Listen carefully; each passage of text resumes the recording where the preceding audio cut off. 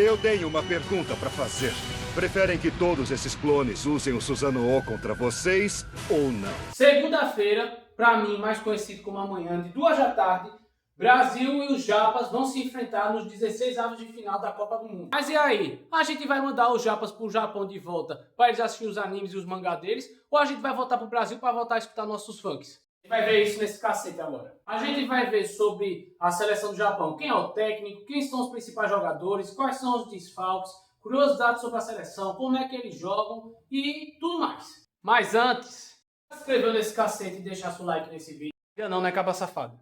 Se inscreve nesse cacete, é 0800 e deixa o like para poder o YouTube me recomendar para os outros, beleza? Eu não vou pedir mais durante esse vídeo. Me segue também no Instagram, cacete. Lá eu tô postando vídeo direto sobre comentário de jogo, fazendo resenha e tudo mais. Inclusive, com todo orgulho, isso aqui tá desatualizado, eu tô com um vídeo lá no Reels que tá pegando nesse momento 300 mil visualizações. Se você quiser ver do que se trata esse Reels, corre para lá, ó. É a Futebol 10. Será que o Japão é um café com leite na Copa? Pior que não. O Japão ele demorou para conseguir sua primeira participação em Copas. Somente na Copa de 98 é que eles conseguiram a primeira participação. O problema é que quando eles começaram a participar, eles não deixaram de participar mais não, hein, painho?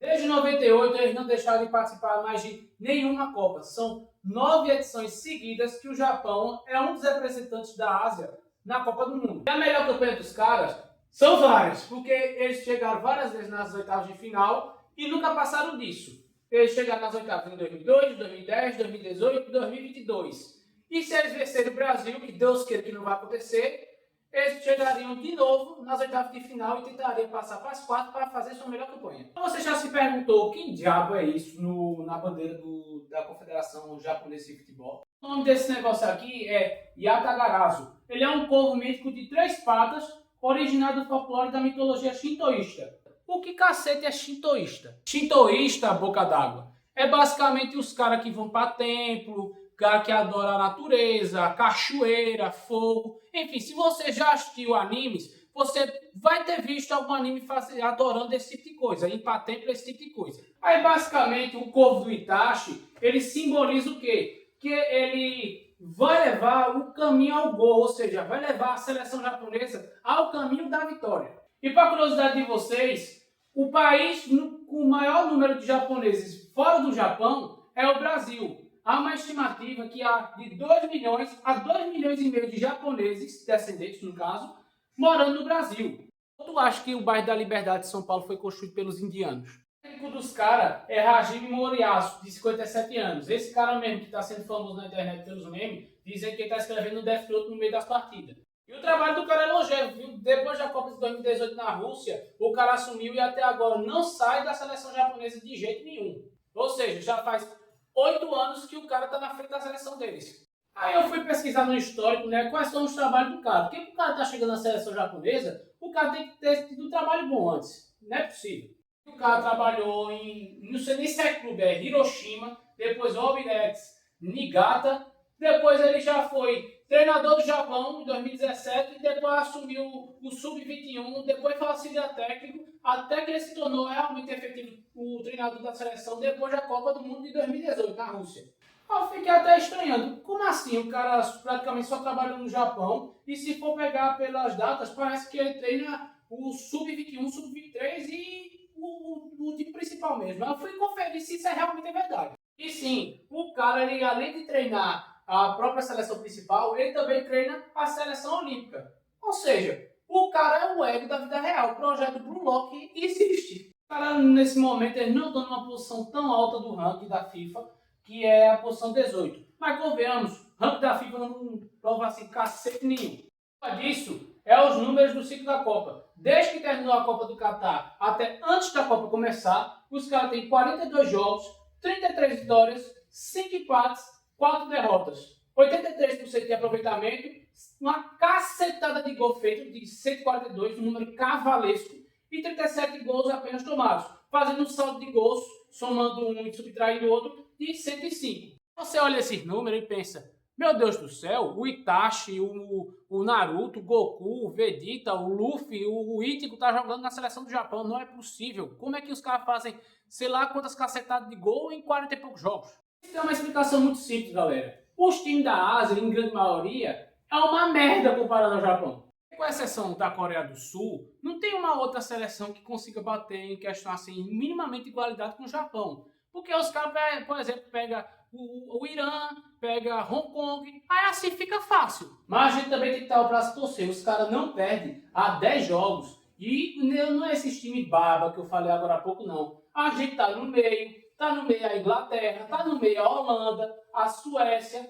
Tá certo que dos jogos assim tem 3 empates, mas, cara, são 10 jogos seguidos sem perder. Isso é muita coisa. A gente pegou o Japão porque eles caíram no grupo F e terminaram em segundo, empatando contra a Holanda, que, aliás, eles jogaram melhor que a Holanda, merecia ter ganhado aquele jogo. Estraçalharam a Tunísia, metendo 4-0. E contra a Suécia, eles quase perdem, aliás, nos últimos minutos de jogo, o goleiro do Japão fez milagres, mas conseguiu segurar o resultado e terminaram em segundo. Tem um grande problema com o Japão. Tá vendo esses três aqui? Esses três aqui são os craques do time do Japão. Vocês que não conhecem, esse aqui é o Endo, jogador reserva do Liverpool, volante. Esse é o Mitoma, que é o craque do time do Brighton, que joga na Premier League, o bom time do Brighton, que sempre está brigando por vagas europeias nas últimas temporadas. E esse aqui é o Minamino, que é titular e um dos melhores jogadores do Mônaco, um dos principais times da Ligue 1 da França. Tá ele aqui, mas você ainda não disse qual é o problema com esses caras. Qual é o problema do Japão? Os caras estão na fila do SUS, amigo. Esse cara aqui é também um dos melhores jogadores do time da Real Sociedad, lá na La Liga da Espanha, que é Takefusa Kubo. Ele se machucou durante a Copa e a notícia que sai é que ele está se recuperando nos treinos e talvez enfrente o Brasil, mas é um talvez, ainda não é certo, e a grande possibilidade que mesmo assim que ele joga, ele vai começar lá no banco primeiro. Mesmo assim, os caras têm jogador bom, não são só aqueles 4 não. Por isso que, dos que restaram, eu peguei alguns destaques e vou falar aqui para vocês verem que o Japão não é baba.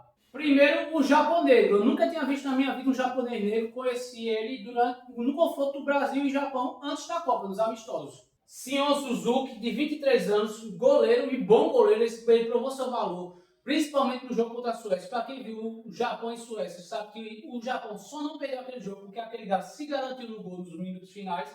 1,90 m, um goleiro relativamente alto e joga no Parma da Itália. Que há feito de curiosidade, antes do Buffon fazer história lá na Juventus da Itália, o time que ele agarrava antes é justamente o Parma. Começou lá na temporada 18-19 a carreira no Ural Red Diamonds, que é um dos times mais tradicionais do Japão. Inclusive, na Copa do Mundo de Clubes do ano passado, eles participaram sendo um dos representantes do Japão. Depois foi para o Saint-Truyen, da Bélgica. Voltou para o Ural Red Diamonds. Depois voltou de novo para o Saint-Truyen. Parece que eles estavam na briga de braços para saber quem pegava o cara. Até que em 2024 o cara foi para o Parma e lá se ficou. Nessa temporada o cara fez 22 jogos, levou 30 gols e ficou 6 dos 22 sem ser vazado. O que para muita gente acha que esses números são relativamente ruins. Mas vocês têm que lembrar que o Parma é um time bem meio de tabela na Itália. Então o cara, dentro do possível, se garantiu sim. A prova é tanta que no gráfico de valorização, o cara está atualmente valendo 20 milhões, de euros no caso, porque ele está agora no momento mais valioso da carreira. Tanto que vocês podem ver que ele começou aqui bem de baixo, no time da Bélgica, e do nada, bum, explodiu. E agora com a Copa que ele está tendo as boas atuações, mesmo que cabe o Brasil amanhã, o cara vai se valorizar ainda mais. O segundo japonês que eu vou falar é o Kai Shusan, de 25 anos, o bom volante de 1,76 m e que atua no Mainz, da Alemanha. O cara começou no Yonago Kita High School, lá, no caso, começou em um colégio lá no Japão. Depois foi para o Mashida Cell, que é time lá do Japão. Depois para o Kashima Antlers, esse sim é um gigante japonês. Para quem sabe assim, de clubes em geral, todo mundo sabe que é um time muito tradicional. Até que em 2024 foi para o Mainz e agora ele se estabeleceu como um dos pilares da equipe. Tanto ó, que você olhar nessa tabela aqui, tem a Bundesliga, né? E nas 34 rodadas da Bundesliga, o cara foi titular em todas. Ou seja, o cara é titular incontestável de um time certamente relevante da Alemanha. De novo, assim, como um japonês, o cara também está em ascensão. O gráfico dele é bem baixinho quando chegou no mais há 2 anos atrás. E olha onde é que está, pô. 40 milhões de euros. O cara tem mercado, o cara é relativamente novo, tem 25 anos. Provavelmente vai sair da Copa, já vai ter propostas gigantes atrás dele. E o Ito Suzuki, de 24 anos, segundo atacante, de 1,75 m, que atua no Freiburg, da Alemanha. Aí você pode pensar assim, como assim Freiburg? Que time da boba é esse? Quem não sabe quem é o Freiburg é simplesmente o atual vice-campeão da Europa League da atual temporada. Só perderam para o Aston Villa, que é um dos times mais tradicionais da Inglaterra e que vem incomodando os gigantes nas últimas temporadas. Colocando no contexto da gente, porque tem gente que não entende água da Europa, é como se o cara tivesse sido o atual vice-campeão da Sul-Americana. Só que lá na Europa é muito mais valorizada a competição. O cara começou no Ishifuna High School. Isso mostra que no Japão há muito incentivo nas escolas para os caras irem para o futebol. Tem muito investimento lá. Depois o cara foi para o Shimizu S-Pulse. Depois o Strasbourg, que é um time lá da França, que para quem não sabe, pertence ao grupo do Chelsea. Depois foi para o Shimizu S-Pulse de novo para o empréstimo. Brøndby, desculpe se eu não estiver pronunciando certo, eu não falo igual um dinamarquês.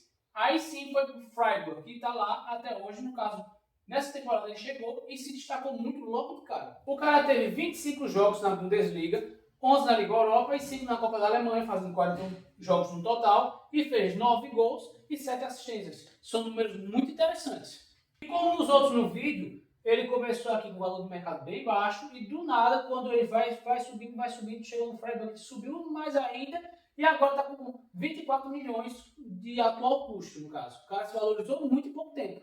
E o último dos destaques que eu trouxe do Japão é o Ayase Ueda, que esse para mim sim é o mais interessante de todos e talvez o mais perigoso para o Brasil no jogo de amanhã. 27 aninhos, centroavante de 1,82 m e joga no Feyenoord, lá da Holanda, que para quem não sabe é um dos 3 grandes da Liga Holandesa. Novamente as escolas japonesas tendo forte influência na formação dos jogadores, não está dizendo o nome, mas começou em uma escola no Japão, aí foi jogar em Hosei University, no caso uma universidade. De lá foi para o Kashima Antlers, ficou depois indo para a universidade de novo, depois ficou no Kashima Antlers, foi para o Cercle Bruges, lá da Bélgica, até que foi parar no Feyenoord na temporada 23-24. E nessa temporada o cara respirava, era gol lá na Holanda. O cara jogou 40 jogos nessa temporada, fez 26 gols e 2 assistências. O cara foi simplesmente o artilheiro do campeonato holandês, mais ainda do que o Saibari, é aquele mesmo, aquele marroquino safado que encaixotou a gente, cobrindo o Alisson. E nessa Copa agora ele tem 2 gols e 1 assistência. Certo que ele farmou isso no teoricamente o jogo mais fácil da Copa, que foi naquele 4-0 contra a Tunísia. Mas o cara fez. E o projeto Opa, quer dizer, os Japas, eles jogam na formação 3-4-2-1. Em todos os jogos da Copa até agora, eles só jogaram nessa formação. Se chegar amanhã e eles não jogarem nessa formação, não me culpem. Culpe o técnico deles. Jogam com 3 zagueiros, 4 povoando no meio de campo, e 2 mais assim, um pouco mais avançados, e o Ueda passando a referência de ataque. Mas e no histórico confronto entre Brasil e Japão? O Brasil costuma apanhar para os Japas? Felizmente, não. 14 jogos contra os Japas, e nesses 14 jogos a gente tem 37 gols marcados, que é quase 3 gols por partida, ou seja, a gente adora enfiar a bola nos japoneses, lá ele. A gente sofreu somente 8 golzinhos, muito pouco em comparação ao número de jogos que tem. Coincidência, o último jogo foi justamente o único jogo que o Brasil perdeu até hoje na história para o Japão, que foi aquele jogo do ano passado que a gente começou ganhando com um gol de PH do Vascão da Gama e gol de Gabriel Martinelli, mas no segundo tempo o Fabrício Bruno, o zagueiro mais rápido do Brasil, que não pede corrida para ninguém, entregou a paçoca e permitiu a virada dos Japas. A maior goleada do confronto é 5-1 Japão, que levou do Brasil no caso, que teve gol contra, mas só que o amistoso em 95 teve gol de Edmundo Animal, Leonardo, César Sampaio e o Sábio. E para efeito de curiosidade, sim, Brasil e Japão já se enfrentaram na história das Copas. Só que não foi na fase mata-mata, mas sim na fase de grupos da Copa de 2006, lá na Alemanha, que o Brasil se garantiu contra os Japas, metendo 4-1, com 2 gols de Fenômeno, um de Juninho Pernambucano, o mestre das cobranças de falta, e de Gilberto. Tá ele aqui, mas diante de tudo isso, qual é o teu palpite pro jogo de amanhã? Na minha opinião, o jogo de amanhã, como qualquer outro, principalmente quando se fala em mata-mata, não vai ser jogo fácil.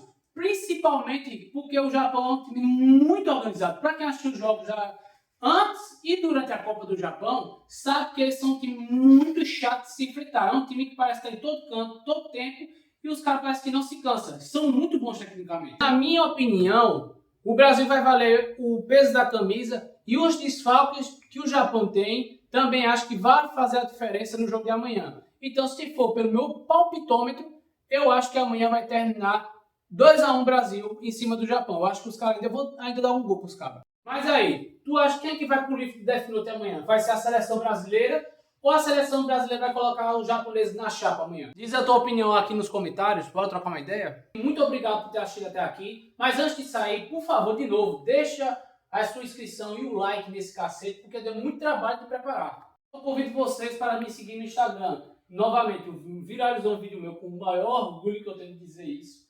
Para vocês saberem do que se trata esse vídeo, é só você seguir lá. É isso, gente. Muito obrigado e até a próxima. 死んだ天性